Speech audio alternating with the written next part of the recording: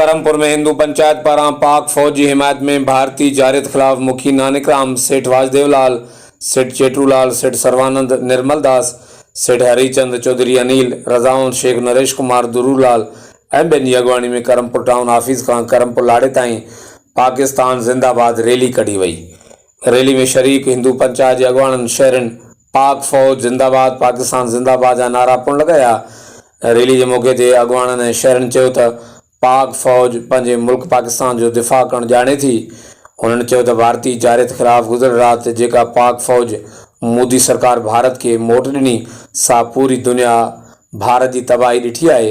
पाकिस्तानी फौज भारत ते कामयाब हमला करे भारत के ॿुधाए छॾियो त पाक फौज पंहिंजे मुल्क पाकिस्तान ऐं आवाम जो दिफ़ा करणु ॼाणे थी।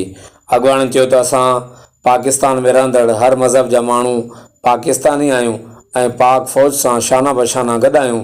आख़िर में हिंदू बिरादरी रैली में शरीक माण्हुनि खे लंगर पिणु खारायो। सवेर सां इंडिया में पाकिस्तानी मिसाइलनि सां इंडिया जा कई ठिकाना तबाह करे छॾिया।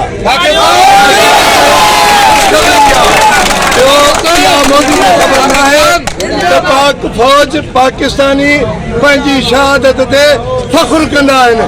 असांजूं माउरियूं, असांजूं भेणूं शहीदनि ते खिलदियूं आहिनि, रोईंदियूं न आहिनि। हाणे ॿी हरकत का मोदी कई आहे।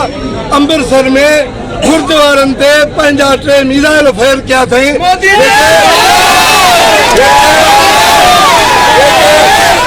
जेके गुरुद्वारा तबाह कया अथई मिसाइल हणी। असां इन्हनि जी मज़म्मत कयूं था। असां पाकिस्तानी, पाकिस्तान जा हिंदू जेके भी आहिनि, असां गॾु भाइरनि वांगुरु हूं, भाइरनि वांगुरु पाकिस्तान में रहिया हूं, हमेशह रहंदासीं।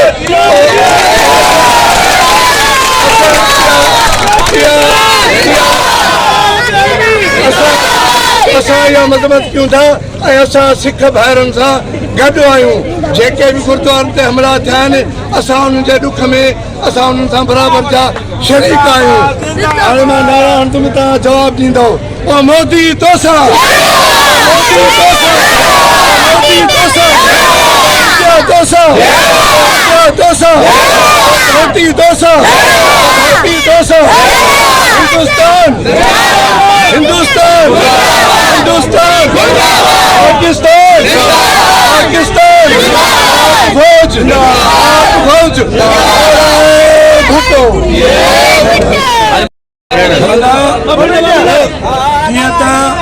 अज तव्हांखे समूरनि खे मुबारक हुजे। सुबुह जो जेको आहे न पाकिस्तान आर्मी वधि में वधि जेको आहे न सुठी कोशिशूं करे पंहिंजो पाण दिफ़ा कयो आहे पाकिस्तान जी शराफ़त खे। हक़ीक़त जे ॾिठो वञे त पाकिस्तान जेको हुनखे चवंदो आयो त बाबा जेको आहे सो पंहिंजी शराफ़त में रहो। मुंहिंजी जेको आहे न पंहिंजे सब्र खे जेको आहे सो आज़माए न, सो आख़िर उहो न मुड़ियो। न मुड़ण जे बावजूदि अॼु उन सां जेको असरु थियो आहे उहो दुनिया ॾिठो आहे। उनजी पंहिंजी मीडिया में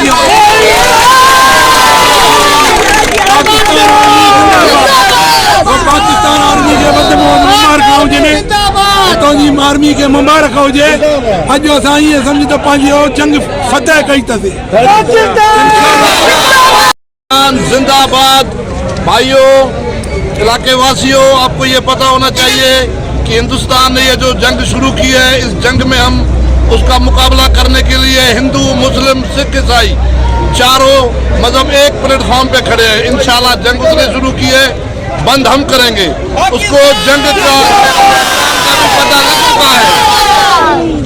इंशाल्लाह अल्लाह ने चाहा तो पाकिस्तान आर्मी की फतेह होगी। पाकिस्तान जिंदाबाद, पाकिस्तान, पाक आर्मी।